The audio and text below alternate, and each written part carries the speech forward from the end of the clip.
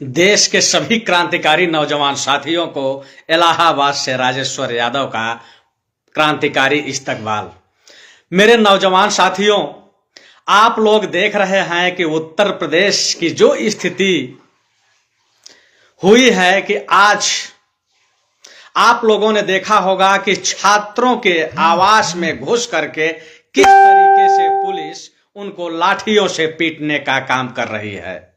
यानी उत्तर प्रदेश का वो आलम है कि अगर आप मंदिर या मठ में दर्शन करने जाओगे तो हमारे बाबा साहब या बाबा जी हेलीकॉप्टर से आप लोगों के ऊपर फूल बरसाएंगे, और अगर आप लोग पढ़ लिख करके अगर नौकरी मांगोगे तो शायद कि लाठियों से आपकी हड्डियां तोड़वाई जाएंगी। यह स्थिति है आज 21वीं सदी की कि जहां लोग पढ़ने लिखने में विश्वास करते हैं, विज्ञान में विश्वास रखते हैं, जहां की आज दुनिया मंगल ग्रह और चंद्रमा पर जीव खोज रही हैं, वहां बसने की तैयारी कर रहे हैं, वहां हमारे देश के नेता, हमारे देश के सीएम, हमारे देश के पीएम आपको मंदिर और मठ में दर्शन करने के लिए आपके ऊपर फूल बरसा रहे हैं। क्या अजीब विडंबना है कि अगर नौकरी मांगोगे तो लाठी खाओगे, पुलिस जाएगी, आपको पीटने का काम करेगी, अगर आप उस पर सवाल खड़ा करोगे तो आपके ऊपर मुकदमा लगेगा, आपको जेल भेजा जाएगा। यानी एक मजेदार खेल चल रहा है। इसका मतलब है कि आपको ये लोग 5000 साल पीछे ले जाने की तैयारी कर रहे हैं। जहां की दुनिया के लोग 100 साल आगे जाने की कोशिश कर रहे हैं, वहीं हमारे देश के जो नेता हैं वो आपको 100 साल पीछे ले जाने की कोशिश कर रहे हैं। यानी तंत्र मंत्र में अगर आप विश्वास रखोगे तो आपके ऊपर फूल बरसेगा, और आप अगर विज्ञान की तरफ जाओगे, पढ़ लिख कर नौकरी मांगोगे, आप चंद्रमा पे जाने की तैयारी करोगे, आप मंगल ग्रह को खोजोगे, आप सूर्य की किरणों में सतरंगी किरणों की अगर जांच करने की कोशिश करोगे तो आपके ऊपर लाठियां बरसेंगी। यह आलम है।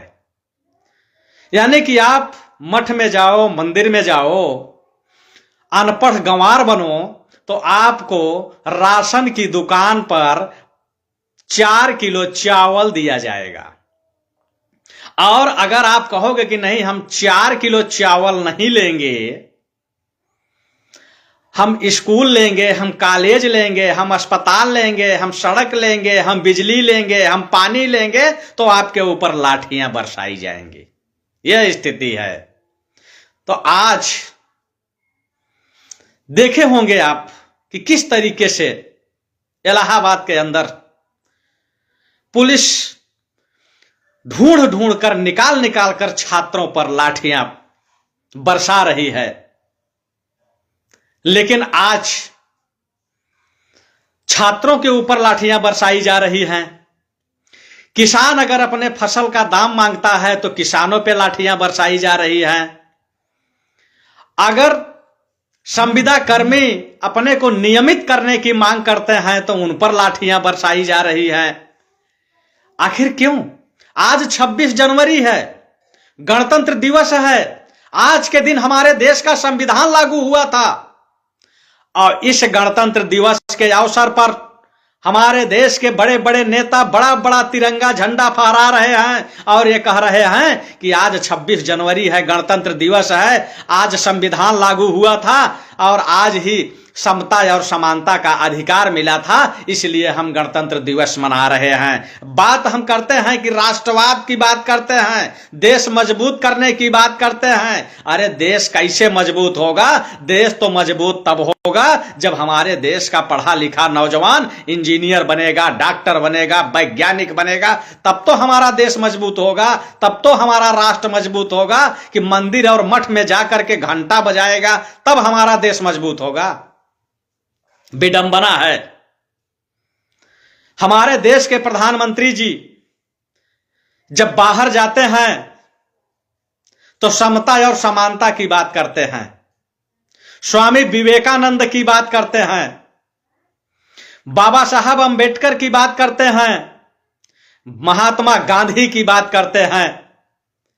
और जब देश के अंदर आते हैं तो इनके जितने भी समर्थक हैं, इनके जितने भी सपोर्टर हैं, वो डॉक्टर अंबेडकर साहब को गालियां देते हैं, गांधी को गालियां देते हैं, संविधान को जलाने की नाकाम कोशिश करते हैं। तो समय है अभी 5 किलो चावल, 1 किलो नमक, आधा किलो चना पे आप लोगों का, बच्चों का भविष्य नहीं तय होगा। बच्चों का अगर भविष्य तय हो, हां, कुछ लोग ये कह रहे हैं कि समाजवादी पार्टी के लोग अपराधियों को टिकट दे रहे हैं। भारतीय जनता पार्टी का अब तक जितना भी टिकट मिला होगा, हमें नहीं कहते हैं कि अपराधियों को टिकट मिलना चाहिए, अपराधियों को बिल्कुल टिकट नहीं मिलना चाहिए। लेकिन सबसे पहले मैं ये कहूंगा कि भारतीय जनता पार्टी में अगर देखा जाएगा तो अपराधियों की टिकट की सूची अगर आप देखेंगे तो सबसे ज्यादा मिलेगी। इसलिए मिलेगी कि जब इनका केंद्रीय मंत्री किसानों के ऊपर गाड़ियां चढ़वाता है अपने बेटे से, तो वह कौन से अपराध की श्रेणी में आता है, कौन से लोकतंत्र की श्रेणी में आता है। इनका विधायक सेंगर, कुलदीप सिंह सेंगर, जब एक बेटी से रेप करता है तो वह कौन सी सादगी की श्रेणी में आता है, यह इन्हें बताने की जरूरत है।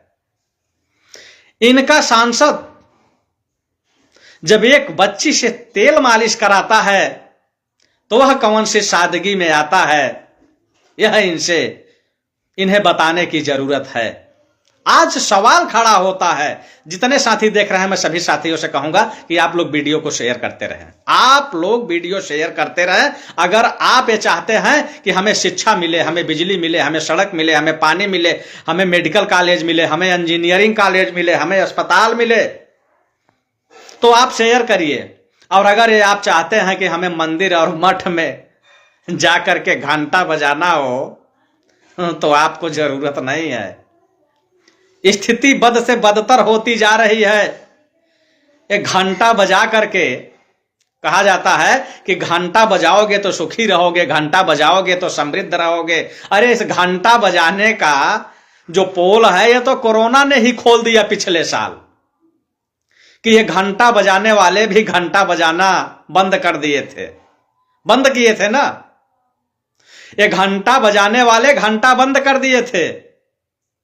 और यही कारण था कि घंटा बजाने वाले जब सत्ता में बैठे थे तो अस्पतालों में ऑक्सीजन नहीं थी। जब लोग मर रहे थे तो अस्पतालों में ऑक्सीजन नहीं थी। जब लोग मर रहे थे तो अस्पतालों में बेड नहीं था। जब लोगों को जरूरत थी तो अस्पताल में वेंटिलेटर नहीं था। और तो और सोचिए कि ये कहते हैं कि हम कट्टर हिंदू हैं, हम राष्ट्रवादी हैं, हम हिंदू राष्ट्र की बात करते हैं, हम हिंदुओं के सम्मान की बात करते हैं। लेकिन यह कौन से हिंदू धर्म में लिखा है, कौन से ग्रंथ में लिखा है, कौन से वेद में लिखा है, कौन से शास्त्र में लिखा है कि अगर हिंदुओं का अंतिम संस्कार बालू के रेत में गाड़ देने से होता है। पिछले साल आप लोगों ने देखा होगा प्रयागराज के अंदर वो बदतर हालत हुई थी। यह कौन से शास्त्र में लिखा है, कौन से वेद में लिखा है कि लाशों को गंगा जी में फेंक दो और उतराती हुई लाशें यूपी से बिहार की तरफ रवाना हो जाएं। मैं आप लोगों से कहूंगा कि आप लोग फटाफट शेयर करते रहें, अंधभक्तों को जोड़ते रहें, अंधभगत आ जाएं, अंधभगत आ जाएं, फटाफट अंधभगत आ जाएं। अंधभक्तों का इंतजार है। आज 26 जनवरी है, आज 26 जनवरी है। आज के दिन गणतंत्र दिवस के दिन ही हमारे देश का भारतीय संविधान लागू हुआ था। संविधान के उस महान लेखक बोधिसत्व बाबा साहब अंबेडकर जी को मैं नमन करता हूं कि जिन्होंने इस देश के अंदर मनुस्मृति को हटा करके समता और समानता का अधिकार ला करके इस देश, इस राष्ट्र का गौरव बढ़ाने का काम किया था। अब लोग ये कहेंगे आज अंधभगत क्या है? अंधभगत ही चाहते हैं कि मनुस्मृति लागू हो जाए। मनुस्मृति जब लागू हुई थी तो जो ये अंधभगत बने हैं ना अंधभगत, इनसे पूछिए कि इनके पूर्वजों की क्या हालत थी, किनके कमर में झाड़ू बंधती थी, किनके गले में हाड़ी बंधती थी। कौन थे वो? इंसान ही थे ना। तो सबसे पहले मानव बनो, सबसे पहले इंसान बनो, उसके बाद फिर धर्म में बांटो, लोगों को जाति में बांटो। आज स्थिति यह है कि जब चुनाव आता है तो लोगों को कहा जाता है कि तुम हिंदू हो, हिंदू धर्म खतरे में है, हिंदुत्व को बचाओ। मैं यह पूछना चाहता हूं कि वो हिंदू कौन से थे जिनके गले में हाड़ी बांधी जाती थी, जिनके कमर में झाड़ू बांधा जाता था? वो कौन से हिंदू थे? मैं यह पूछना चाहता हूं कि वो कौन से हिंदू थे जिनको गांव और गलियों में घुसने नहीं दिया जाता था? वो कौन से हिंदू थे जिनके घर की बहन बेटियों को शुद्धिकरण के नाम पर 3 दिन जबरदस्ती रखा जाता था? किस हिंदुत्व की बात करते हो?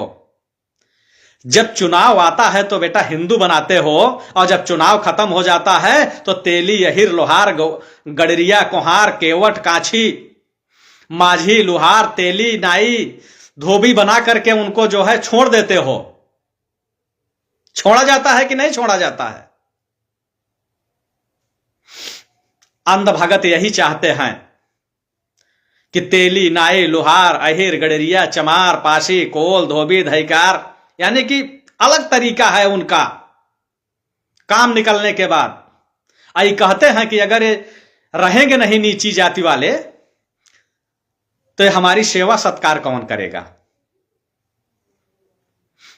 आप लोग लगातार वीडियो शेयर करते रहे, आप लोग वीडियो शेयर नहीं कर पा रहे, इसीलिए मैं बीच में लाइव आना भी बंद कर दिया था। और आप लोग अगर वीडियो शेयर नहीं करेंगे तो फिर मजा नहीं आता है अंधभक्तों की धुलाई करने में। आप लोग एक बार चलते हुए वीडियो पे क्लिक करें, और जैसे क्लिक करेंगे नीचे शेयर का ऑप्शन आएगा, उस शेयर के ऑप्शन पे जाइए, और जैसे ऑप्शन को फिर क्लिक करेंगे तो बगल में 3 मुंडी आएगी, उस मुंडी पे जाके क्लिक करिए तो ग्रुप आएगा, और वो ग्रुपों में बस आप केवल उंगली रखते चले जाइए और फटाफट शेयर होते चला जाएगा, वो शेयर होते चला जाएगा।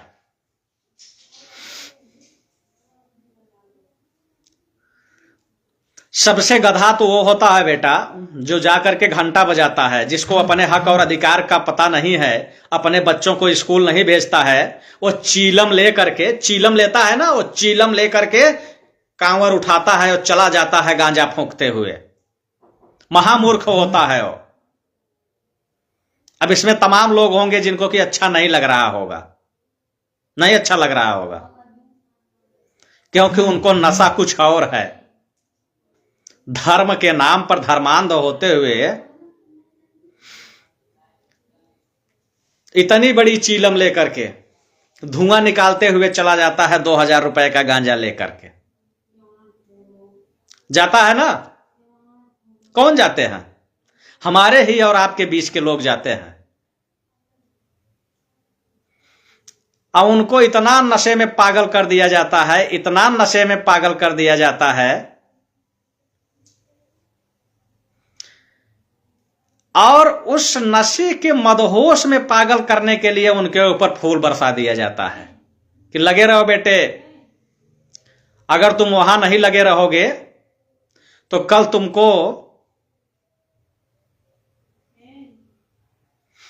तुम अगर पढ़ोगे लिखोगे आगे बढ़ोगे तो नौकरी मांगोगे, पढ़ोगे लिखोगे इंजीनियर बनोगे, पढ़ोगे लिखोगे डॉक्टर बनोगे, पढ़ोगे लिखोगे वकील बनोगे, तो कल सवाल खड़ा करोगे, कल सवाल खड़ा करोगे। यानी पढ़ाई और लिखाई जो होता है वो सवालों को जन्म देता है। अब मठ और मंदिर में जाओगे तो मस्त रहोगे। इसलिए मैं ये कहूंगा कि आज इस देश को जरूरत है मेडिकल कॉलेज की, जरूरत है इंजीनियरिंग कॉलेज की, जरूरत है यूनिवर्सिटी की, जरूरत है अस्पताल की, जरूरत है सारी जरूरतें हैं लोगों की, लेकिन स्थिति बद से बदतर करके लोगों को भरोसा और विश्वास दिलाया जाता है कि तंत्र और मंत्र में बड़ी ताकत होती है। आखिर दुनिया में और तो देश है भाई, आज पूरे दुनिया में 300 के आसपास कंट्री हैं, 300 के आसपास कंट्री हैं। वहां न तो मानव में भेद होता है, न वहां वो घंटा बजाने जाते हैं। आज देख लीजिए आप कि आज इस देश के अंदर जितने भी आपको देश के डकैत मिलेंगे, लुटेरे मिलेंगे, डकैत लुटेरा कौन होता है? डकैत और लुटेरा वो होता है जो देश का पैसा लूट लूट करके अपना खजाना भर के सबसे बड़ा अरबपति बन जाता है, और वह अरबपति जाकर के कभी इंग्लैंड, कभी लंदन, कभी अमेरिका, कभी स्विट्जरलैंड में अपना घर बसा लेता है। और जब वहां जाता है तो वहां घंटा बजाने वाले लोग नहीं होते। आखिर क्यों जाता है वो? अगर घंटा बजाने से इतना अगर प्यार है तो क्यों जाता है वो? उसको नहीं जाना चाहिए, उसको यही घंटा बजाना चाहिए, लेकिन वो भाग जाता है वहां से, यहां से।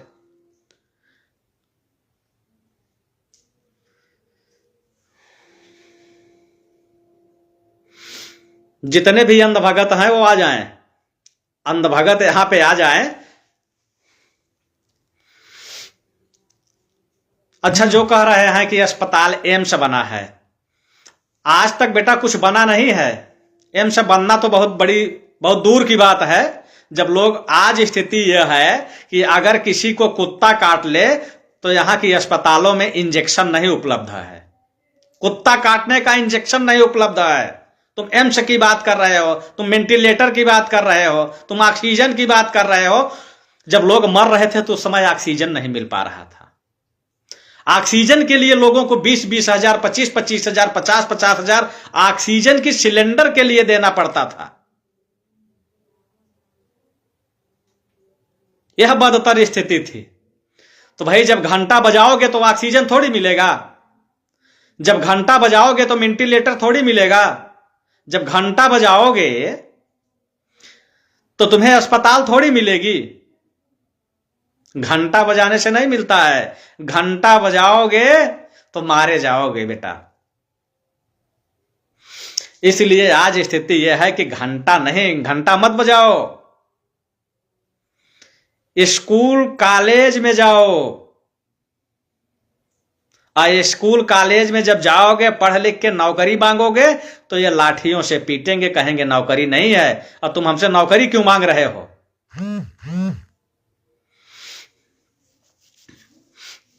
अब आप देख लीजिए कि पूरी भाजपा की आईटी सेल कि पिछवाड़े में इतनी आग लगी है, इतनी आग लगी है कि वो बरनाल लेकर के आज कूद रहे हैं, कमेंट बॉक्स में जाकर के बरनाल लेके कूद रहे हैं। अब मैं ये चाहूंगा कि जितने भी मेरे क्रांतिकारी साथी हैं इस वीडियो को शेयर करते रहें, जबरदस्त तरीके से शेयर करते रहें, कुत्ते भौंकते रहें, भौंकने दीजिए। ये ऐसे लोग हैं, ये ऐसे लोग हैं, ऐसे चमचे हैं, ऐसे चाटुकार हैं कि इनकी स्थिति क्या है जानते हैं? इनकी स्थिति क्या है? ये जैसे कार्तिक के महीने में जब एक कुत्ता किसी कुत्ते को काट लेता है गर्दन पे, तो जब उसके अंदर कीड़े पड़ते हैं तो कैसे भागते हैं वो? उनको कुछ दिखता नहीं है, वो अंधे हो जाते हैं, बस अंधेरे में घुस घुस के भागते हैं। इधर से मारो तो उधर भागते हैं, उधर से मारो तो उधर भागते हैं। वही हालत आज अंधभक्तों की है, वही हालत अंधभक्तों की है। ये इस समय एकदम पागल कुत्ते हो चुके हैं, सड़ा हुआ, कहीं इधर भाग रहे हैं, कहीं उधर भाग रहे हैं, क्योंकि इनके पास तर्क करने की शक्ति नहीं है, हिम्मत नहीं है। ये बेचारे बरनौल लेकर कूद रहे हैं। आखिर तुम कितनी गलतियां छिपाओगे? तुम किसकी किसकी गलती छुपाओगे? तुम अपनी दीदिया की गलती बाथरूम में छिपाओगे डब साबुन लगा करके, कि चिन्मयानंद के तेल लगाने की में छिपाओगे, कि सेंगर के रेप में छिपाओगे, कि जितने ये तमाम ऐसे लोग हैं। अभी आज टीवी पे चल रहा था कि एक और भाजपा नेता सेक्स रैकेट कांड में फंसा। कहां कहां फंसा होगे, कहां कहां? ये तुम्हारे बस की नहीं है, तुम सफाई देते फिरोगे, कहां कहां सफाई दोगे। तुम्हारे आका क्या क्या कह गए थे, बोले थे कि हम आएंगे 2014 में किसानों की आय को दुगनी कर देंगे। आज किसानों की हालत यह है कि किसान आत्महत्या करने पे मजबूर हो गया है। पहले हर आधे घंटे में 17 किसान आत्महत्या करता था, आज हर आधे घंटे में 27 किसान आत्महत्या कर रहा है। यानी उसकी मौत दुगनी हो गई है, उसकी आय दुगनी नहीं हुई है। पहले की स्थिति यह थी कि जो तुम कहते हो कि आज संविधान लागू है, समता और समानता का अधिकार है, हक है, तो आखिर शिक्षा भी एक मौलिक अधिकार है। सरकार की जिम्मेदारी है कि लोगों को शिक्षित करे। लेकिन वहां यह स्थिति है कि गरीबों के लिए सरकारी विद्यालय, अमीरों के लिए प्राइवेट विद्यालय। पहले शिक्षा तो समान करो बेटा, शिक्षा समान करो, शिक्षा समान करके लड़ लो जहां से मर्जी हो, जहां से मर्जी हो वहां से लड़ो, लेकिन पहले शिक्षा समान करो। तुम भी अपने बच्चों को प्राइमरी विद्यालय में भेजो सरकारी, फिर कंपटीशन करो। इनको क्या किया जाता है कि गांजा पिला पिला करके इतना पागल कर दिया जाता है अंधभक्तों को कि ये जो है बस गाली गलौज करेंगे, चूंकि इनको न इज्जत का ख्याल है न मान मर्यादा का ख्याल है। क्योंकि ये इतने निकम्मे होते हैं, इतने निहंगे होते हैं ये कि अपने घर की इज्जत को बाथरूम में भेज देते हैं अपनी रोजी और रोटी चलाने के लिए। इनका भोजन पानी वहीं से चलता है, भेज देंगे बाथरूम में, चली जाओ डब साबुन लेकर के, अब वहां डब साबुन लगाओ, 12 मिनट का वीडियो बनाओ जम के, लेकिन हमारे लिए कुछ खाने को ले आओ। ये वही लोग हैं, ये वही लोग हैं, कहेंगे कि चली जाओ जो है चुम्मा बाबा के यहां, चिन्मयानंद के यहां, उसके पिछवाड़े में तेल लगाओ। वहां तेल लगाने भेज देते हैं बेचारे, वो तेल लगा के आएगी तो कुछ लेके आएगी तो बेचारे जो है अपना ये चीलम वाला जो है मारेंगे नशा, धुआं उड़ा करके।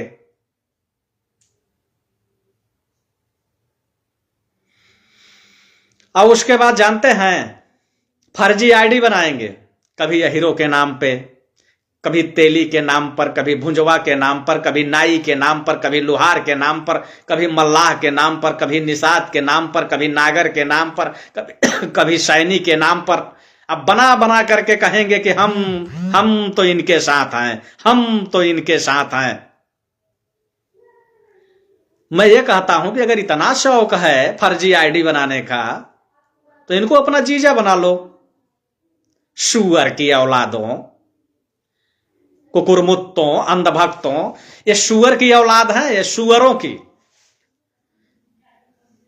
वही काम करते हैं जो सुअर करता है,